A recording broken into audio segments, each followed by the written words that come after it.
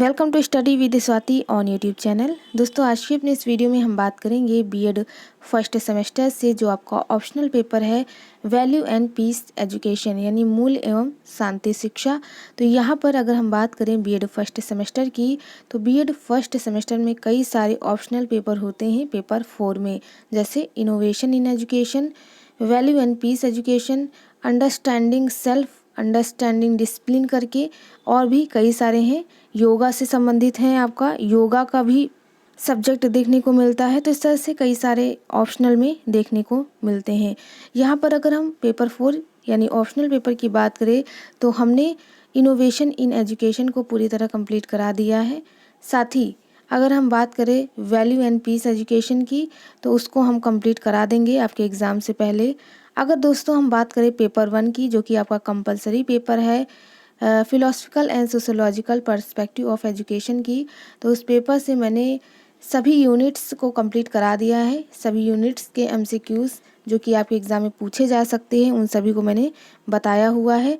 Paper 2 की बात करें साइकोलॉजिकल पर्सपेक्टिव ऑफ एजुकेशन, और पेपर 3 की बात करें जो कि है शिक्षा के तकनीकी यानी टेक्नोलॉजिकल पर्सपेक्टिव ऑफ एजुकेशन की, तो इन सभी के यूनिट वाइज जितने भी हैं फर्स्ट, सेकंड, थर्ड और फोर्थ सभी को कंप्लीट करा दिया गया है। इसके लिए आप हमारे चैनल की प्लेलिस्ट की ओर विजिट करें। वहां पर आपको ये सभी सब्जेक्ट से यूनिट वाइज पार्ट वाइज चीज़ें देखने को मिलेंगी। साथ ही बीएड फर्स्ट, सेकंड, थर्ड और फोर्थ की सेमेस्टर वाइज सभी फाइलें भी अवेलेबल हैं।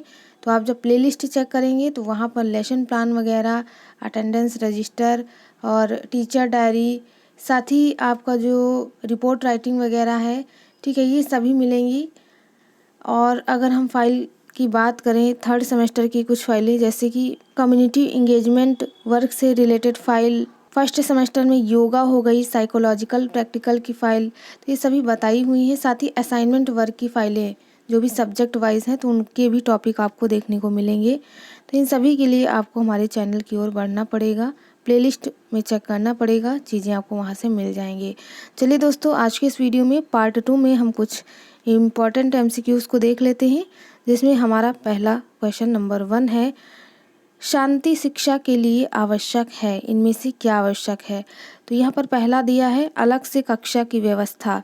ज़रूरी नहीं कि शांति शिक्षा के लिए हमें अलग से कक्षा दी जाए।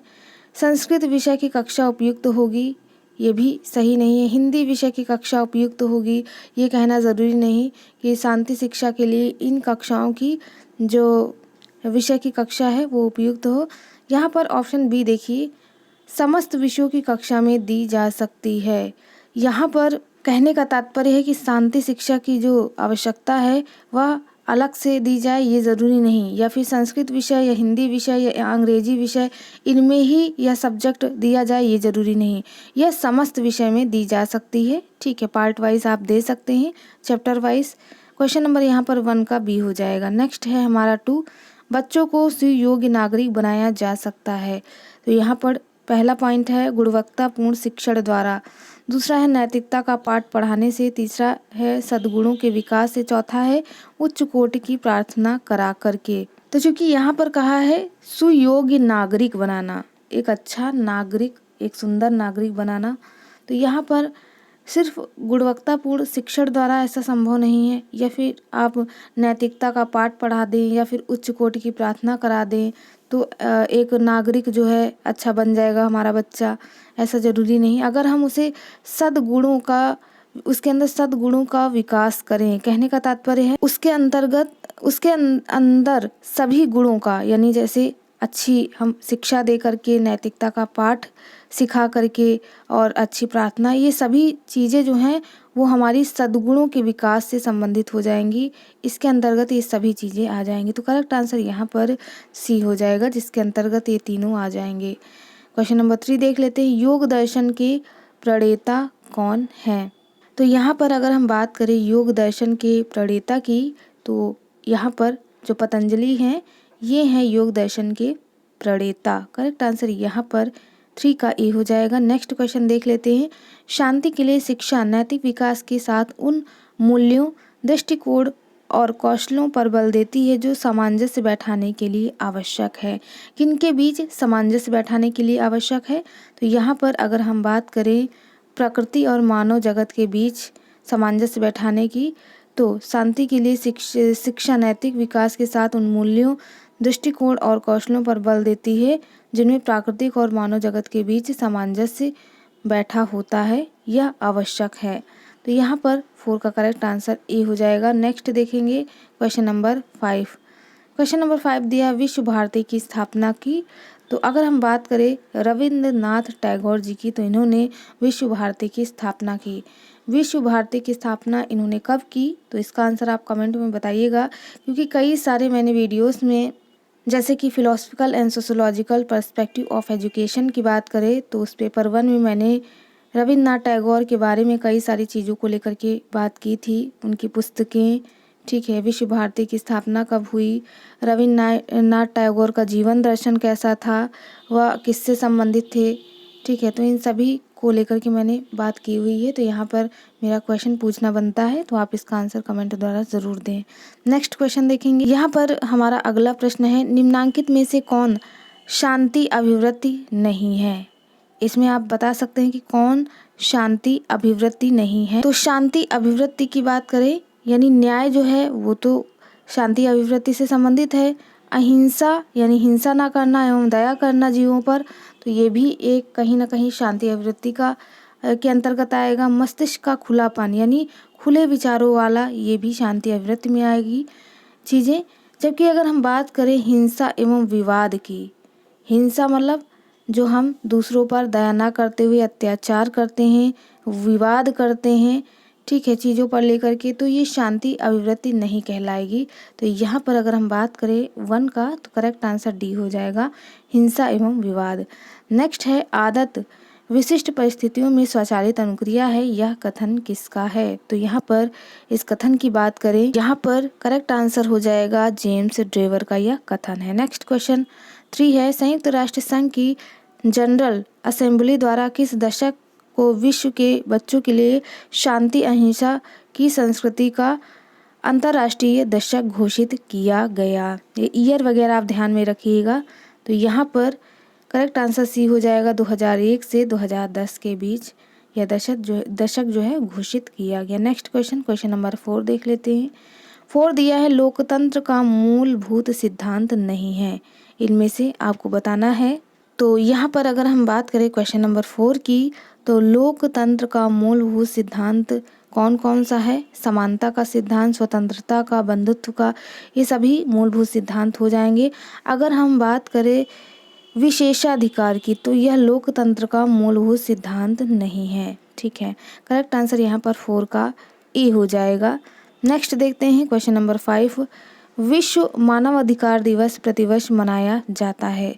तो यहाँ पर अगर हम बात करें विश्व मानवाधिकार की, तो यहाँ पर 10 दिसंबर को हम विश्व मानवाधिकार दिवस मनाते हैं।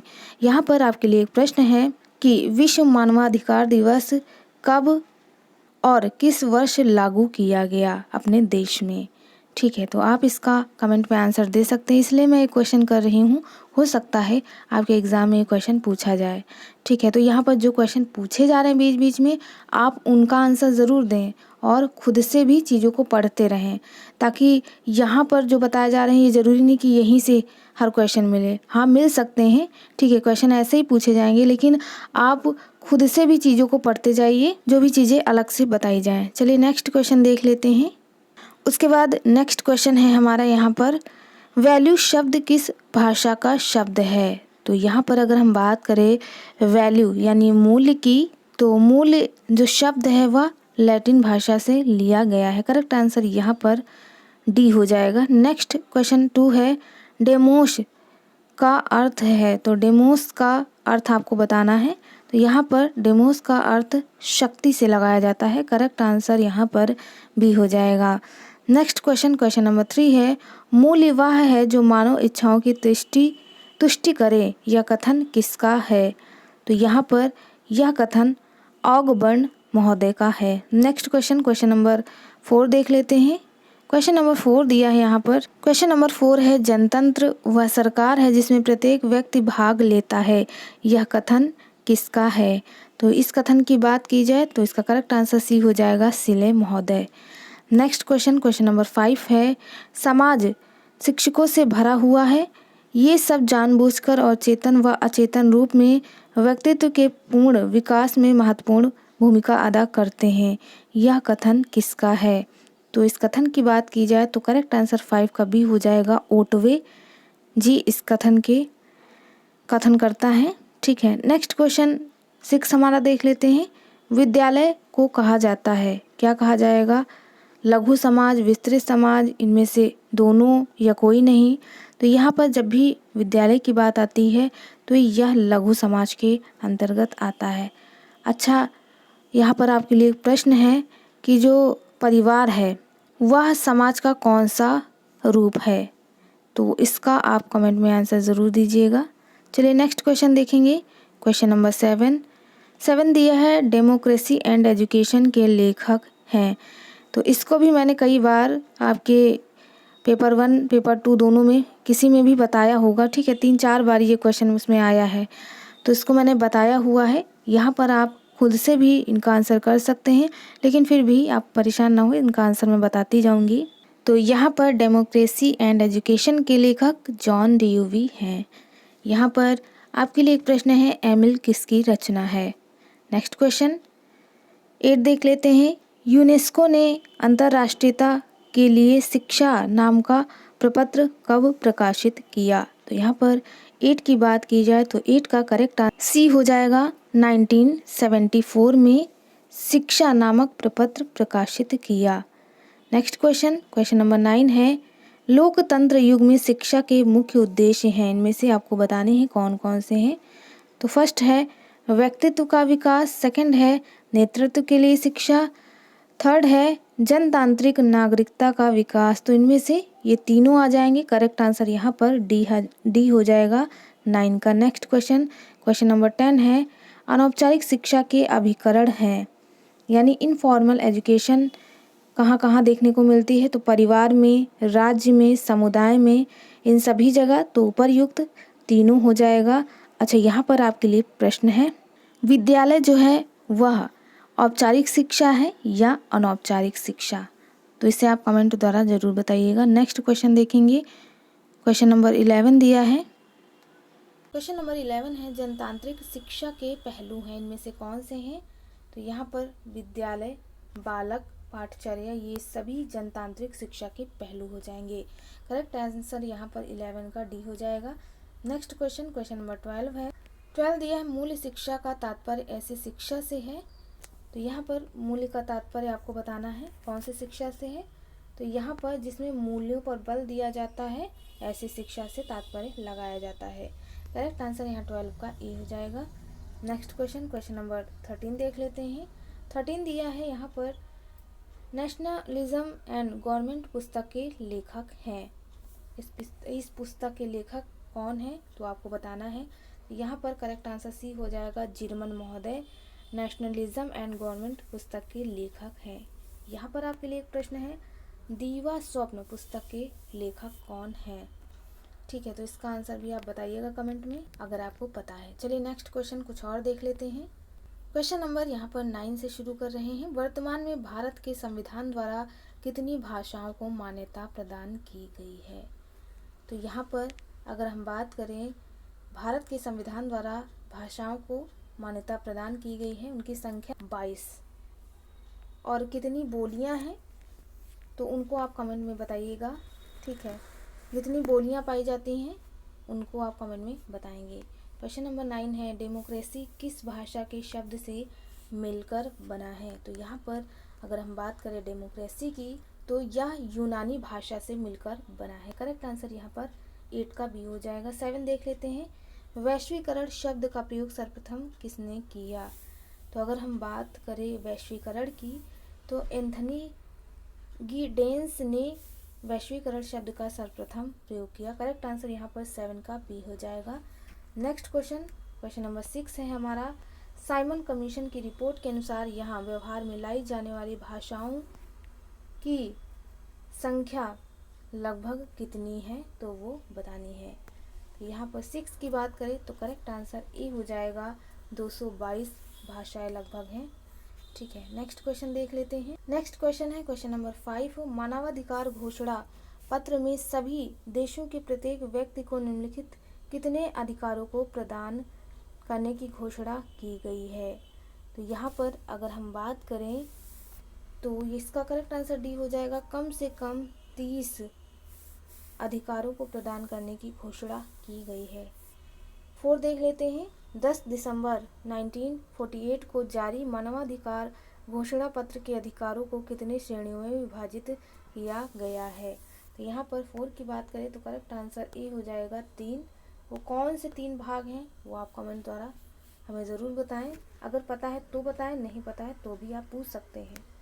क्वेश्चन नंबर 3 देख लेते हैं। संयुक्त राष्ट्र संघ की स्थापना कब हुई? तो यहाँ पर अगर हम बात करें संयुक्त राष्ट्र संघ की तो इसकी स्थापना सन 24 अक्टूबर 1945 सन, ठीक है, इसमें जो है संयुक्त राष्ट्र संघ की स्थापना हुई है। तो यहाँ पर करेक्ट आंसर 3 का हमारा सी हो गया। नेक्स्ट देख लेते हैं कुछ और क्वेश्चन। फिर यहाँ पर कुछ और क्वेश्चन दिए हैं। क्वेश्चन नंबर 2 देख लेते हैं। राष्ट्र संघ की स्थापना की गई, कब की गई है? तो यहाँ पर अगर हम बात करें राष्ट्र संघ की स्थापना की तो यह सन 1920 में राष्ट्र संघ की स्थापना की गई। करेक्ट आंसर यहाँ पर 2 का ए हो जाएगा। क्वेश्चन नंबर 1 है मानवाधिकार दिवस कब मनाया जाता है?